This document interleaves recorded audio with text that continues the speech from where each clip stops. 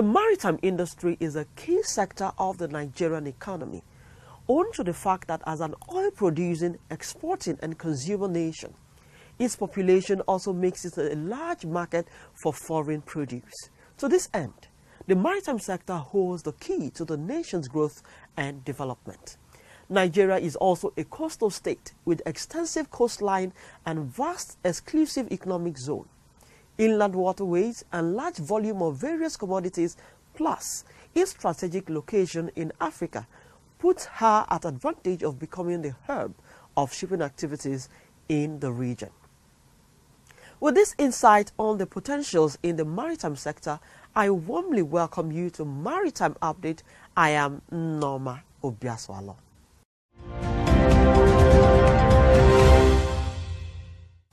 On a weekly basis, Maritime Update showcases activities in the maritime sector.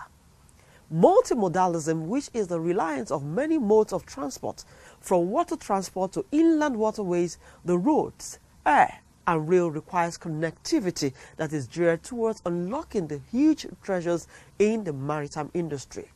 Bringing to bear these potentials, the Nigerian Shippers Council is promoting key innovations in the transport sector, the inland dry port, and the truck transit parks to be implemented under the PPP concept.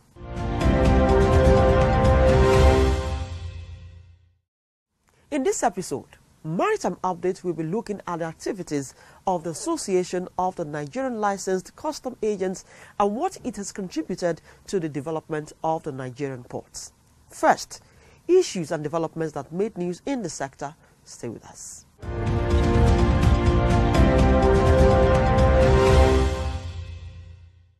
Stakeholders in the maritime industry have called for the establishment of a Strategic Compliance Management Committee to monitor and ensure that port industry operators comply with international trade laws.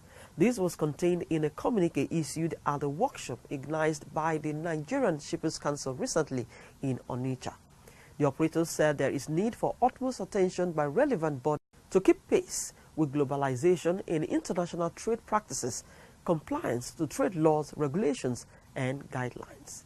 The stakeholders also stressed the need to have clear understanding of the rules that govern trade in their areas of operations and to take appropriate steps to ensure compliance with the laws for the improvement of the economy. The need to always periodically review import and export guidelines and regulations and stop all forms of sabotage through documentation, forgeries are detrimental to the growth of the country's economy. The Managing Director of the Nigerian Ports Authority, NPA, Hadiza Bala Uthman, has assured that the agency will support the completion of all deep-sea port projects across the country, considering their potential to the future maritime activities of the nation. She stressed that early completion of the project will not only facilitate operational efficiency in the nation's maritime system, but will also further strengthen the federal government's policy on ease of doing business. In a statement signed by NPA's Assistant General Manager, Corporate and Strategic Communications, Issa Suwaid, the NPA Managing Director gave the assurance recently when management of the Infrastructure Concession Regulatory Commission, led by its Acting Director General, Engineer Chidi Izuwa, paid her a working visit. She also harped on the need to fast-track the dredging of the nation's navigational channels to accommodate bigger vessels, which would generate more revenue to the country and improve trade facilitation in the sub-region. The NPA boss disclosed that plans are almost concluded for the business model meant for the Lily Pond terminal as part of NPA's resolve for the improved service delivery in the terminal.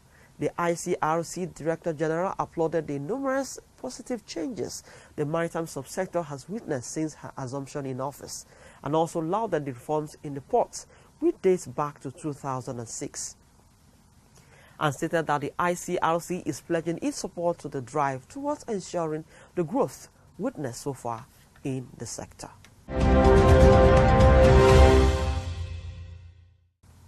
Barely a month after the National Food Drug Administration and Control, NAFDAC, got approval to return to the nation's port and borders, the Customs Area Controller in charge of Apapa Command, Controller Jibrin Musa, has said that Nigeria Customs Service does not require the presence of NAFDAC in the ports before customs could carry out 100% examination of cargo and release.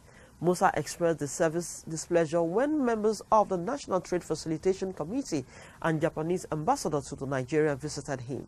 He argued that, provided the clearing agents have all the necessary documents, including a certificate by NAFDAC for the importation of NAFDAC-related consignments, customs will release the cargo.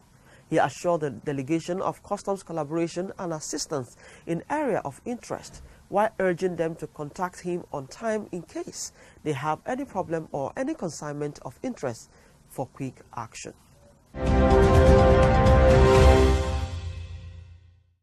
If you have just joined us, this is Maritime Update reaching you courtesy of the Nigerian Shippers Council.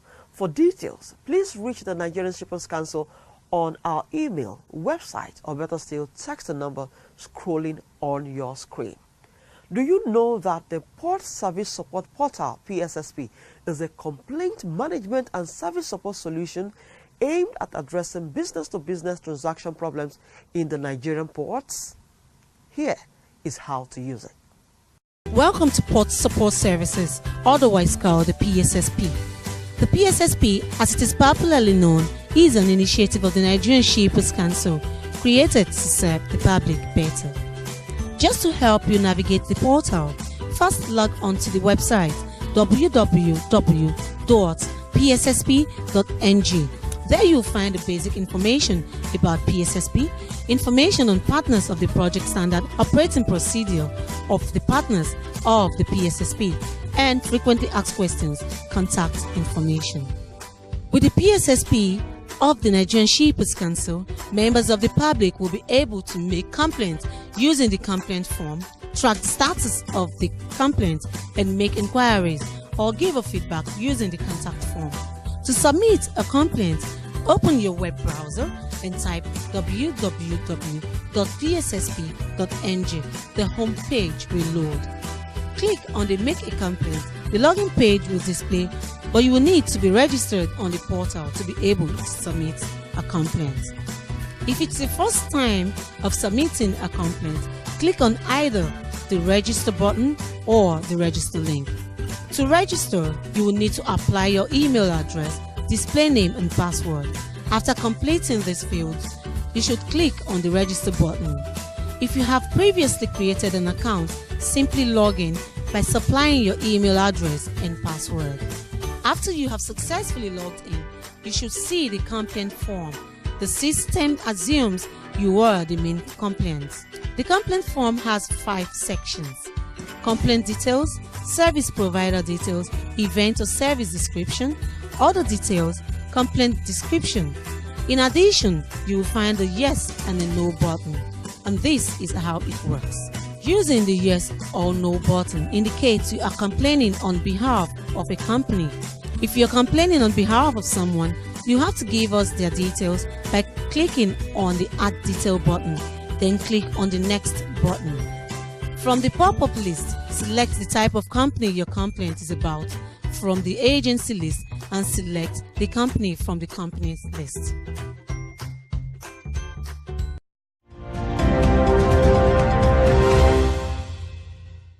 Thanks for staying tuned. Now to the guest of the week. He is Prince Shitu, the outgoing national president of the Association of Nigerian Licensed Custom Agents. In this interaction, he spoke to us on how synergy, amongst other key issues, is imperative to achieving a seamless port operations. Stay with us.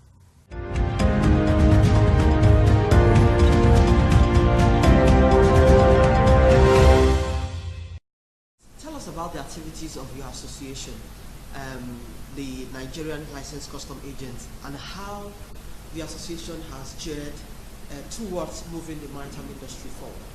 Our association, which is the Association of Nigerian Licensed Customs Agents, is the umbrella body of all corporate companies licensed by Nigerian Customs Service on behalf of the federal government to carry out the activities of clearing and forwarding of cargo process in the maritime industry. They are germane to government revenue because the average shipper or consignee is unknown to the government, is unknown to customs.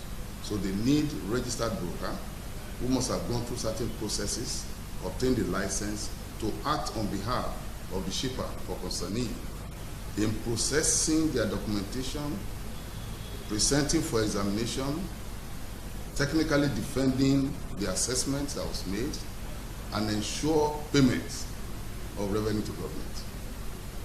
So that will tell you that with whatever claim the Nigerian Customs Service makes about meeting target, getting revenue, the key operators are the licensed custom agents. Custom does not license an individual. I, as Shitu, am not licensed. The company I represent is licensed to carry out that. And 90% of the countries of the world practice corporate licensing. There are few countries, including America, that does both the corporate and the individual. But in America, if you must be licensed as an individual custom agent, you must have one high credit rating because your background speaks for you. And then there are a lot of things that Nigerians, average Nigerians, cannot even be able to muster. Because by then you will be taking the responsibility for the importer, you will pay the duty on behalf of the importer, you take delivery of the cargo, so you are liable to all sorts. And any misapplication of the rules by you ends you 7-year jail term. So there it works. But in Nigeria, the corporate organization is the one the customs have chosen over the years, since inception, to license, because even at the departure of the promoter, the corporate entity is still alive and government revenue can be recovered. How the reduction of agencies in the ports was spearheaded by your association? Of course, yes. And how how has this reduced cargo clearing processes? I will let you know. Nigeria is a case study, and our maritime industry is not an exception. Because I have had the opportunity within the 8 years of my being the president of this section, led our members severally on international tours, conferences, and conventions. And Nigeria is just a unique country where things don't work because the operators don't want it to work. Okay, if you have traveled out and you arrive at the entry point of any country, what you see is customs. The custom will determine whether your goods are allowed to come in, whether you have the sanitary certificate, when it concerns quarantine, whether you have the permit, and when it concerns NAFDAC, whether it is standard through the SON. It is then they invite them. Where they cannot do that determination, they will now invite the appropriate government agency to come and intervene and see whether the certificate you are presenting is correct, whether your standard is there. That is what obtains in the world. That's why sanity is that whether it's the port, whether it's the border, whether it's the airport. But in Nigeria, we have a case of too many cooks spoiling the broth. Every government agency wants to be in the port, wants to be in the front line. We don't have a leading agency like abroad, where the customs is the lead agency. They call you to come. When we observe that is what obtains elsewhere, we make representation to government through the Nigerian customs that in other crimes it is not like this. That was when Okonjo-Iweala was Minister of Transport, how to reduce the number of government agencies in the port to 6 because of the security nature of Nigeria. Usually when they start finding arms and ammunition, cocaine, hard drugs and all that, allow NDLA to be there. NAFDA and SON and quarantine were supposed to be invited when the need be. The police, regular police security, like all over the world, they are not seen. They are the background. But in Nigeria, they are part of the clearing process. So what it obtains, because of the peculiar nature of our job, we interface with everyone in the port. Whether shipping company, terminal, all the security agencies have been rated, all the Army, Navy, anybody that has anything to do overseeing our security, we interact with all of them. And we found that at the bottom line, it's not to even safeguard the interests of Nigeria that is paramount, but rather what they can get. So their presence creates what they call tolls. Because nobody will sign for you, even if you are correct. And it has also contributed to non-compliance. Non-compliance level in Nigeria is higher than most countries because you can always pay your way out. How do we ensure this synergy amongst these agencies? It's government. That's why I say the government itself encourages these discussions. Okay, so that brings me to this PEBEX piece of things now. How has that in any way? How can it work with the scenario I've given to you? PEBEX is like, oh. So the PEBEX has not identified this issue. PEBEX is like, oh, look at Cotonou, you clear cargo within a day or two. Why is Nigeria taking 2 weeks or 3 weeks? PEBEX is aware. Our association is represented in one of the subcommittees of PEBEX. Let me tell you, the government is aware of everything that is happening in this country. The government knows the reason why there is rise in armed robbery in some sectors or some parts of the country. They know. But you see, there is what they call lethargy in the activities of our government. They are slow to react. And do you know why? Each of these government agencies, the act empowers them to create charges for their operations. Either because the government cannot give them money through the budget or they don't have enough. So some of them calculate how much is coming into the purse of their organization, which is supposed to be used to run the organization. So they're more interested in the money. For example, NAFDAC says you must get NAFDAC permits, just like some say you must get some cap. You can procure all those things from abroad before your cargo comes. But that has not said that your cargo is already standardized. Most times it is when they open the container they now discover. But you will have paid them. For them, they have accounted for the money. So in your view, what are the immediate short and long-term measures to tackle the challenges identified? The government should sit up to enforce the policies they are put in place. Why are they reluctant to make public the amount you are supposed to pay for your cargo? You answer that first. You are asking me questions. I'm not the one to create the platform. We already have customs NICES. The platform is there. Why is it difficult to create a page where you put the details of your vehicle, you the owner and your cousin over there, so that she can even send the money for you to do the clearing here? It's a gift. Everything has customs value. Why is it secret? Talking about the SOP, that is the standard operating procedures, yeah. How has that facilitated a seamless operation in our ports? The operation is not seamless. Any operation that is not predictable has a lot of distortions. If you want to run standard operation procedure, you also need to create a platform where it will be called one-stop shop. You don't need to go to shipping company and stand on their window and pass money to somebody to raise invoice for you. Some shipping companies take them 3 days for you to raise an invoice. You see the loss of manpower? Then when you now want to pay, some of them you pay through the bank, but you must come for reconciliation. Why? Because when you pay, you're supposed to have an alert. All those activities are supposed to be done online. If the government is serious, including PEBEX, let them create the one-stop shop so that in the comfort of your office, you put your bill of lading number. The shipping company charges, opens. The terminal charges opens. You forward it to the bank accepts the payment just like we pay custom duty, which is not paid by cash. And then you obtain your release online. It shows on your screen, you print it out. Then you look for your freight forwarder, who is a transporter. Please go and collect my cargo. You have less people in the port. Those people milling around in the port, why are they there? Because the government itself is afraid to confront the millions of unemployed Nigerians. So anytime they find themselves in an area where they are more or less taking over, government turns a blind eye because they are surviving. That's not the way it is done. For example, this our job of custom clearance and all that. It's been taken over by foreigners now. Lebanese, name them, Indians.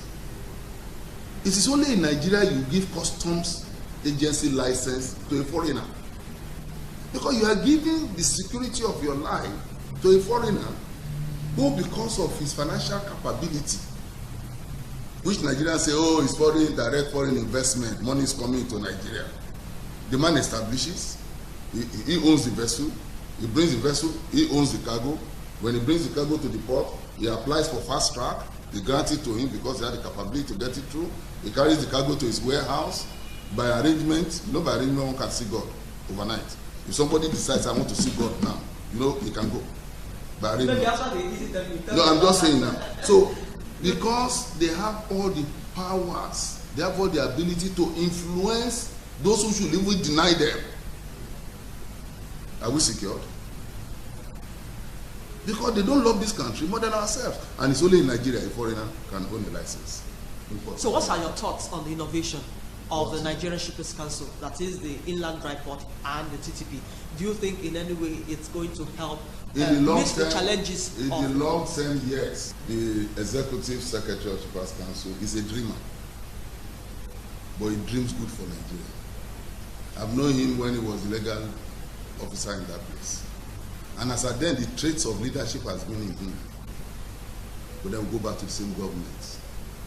You don't give somebody a goat and hold on to the rope. Have you given goat? You created a Shippers Council that's supposed to take care of the average Nigerian importer, to raise alarm on their behalf that this activity going on here should not go on because it's impacting on the fortunes of the average businessman. But you don't give the Shippers Council the power to enforce what. So you get them goat, no rope. So most of the things you are seeing coming up are things Shippers Council have dreamt of, but which the Nigerian power brokers don't want it to work. I must thank you most kindly for coming on Maritime Update. It's been Prince Shitu, the outgoing national president of the Association of Nigerian Licensed Customs Agents. Many thanks for coming on the program. Thank you, Melanie. It's nice being with you.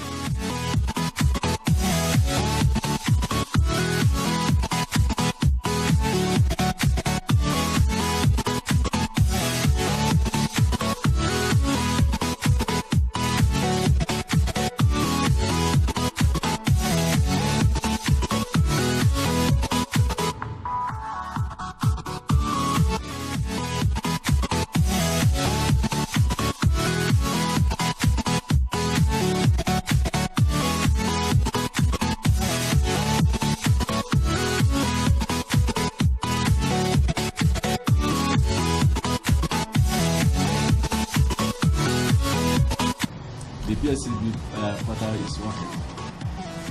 It is working. The portal, I don't know your rating system, but I'm saying it's highly functional. It is responsive. Once you have a clear declaration, an honest declaration, they switch into action immediately, and they get results. And I'm a testifier. I've used it and it worked for me. And I'm challenging anybody that has a genuine declaration and that has made complaint to Nigerian Shippers Council and it was not genuinely attended. I'm challenging that person. Let the person come up with his evidence.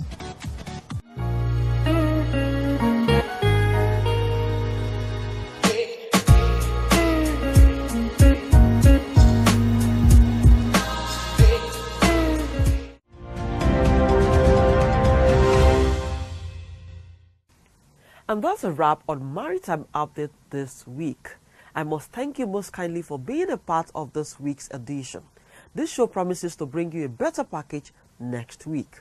For more details, you can contact the Nigerian Shippers Council on our email, website, or text the number scrolling on your screen. You can also view this episode or any of our previous episodes on our YouTube channel, Maritime Update. I am Norma Obiaswalo. Until I come your way again next week, it's goodbye.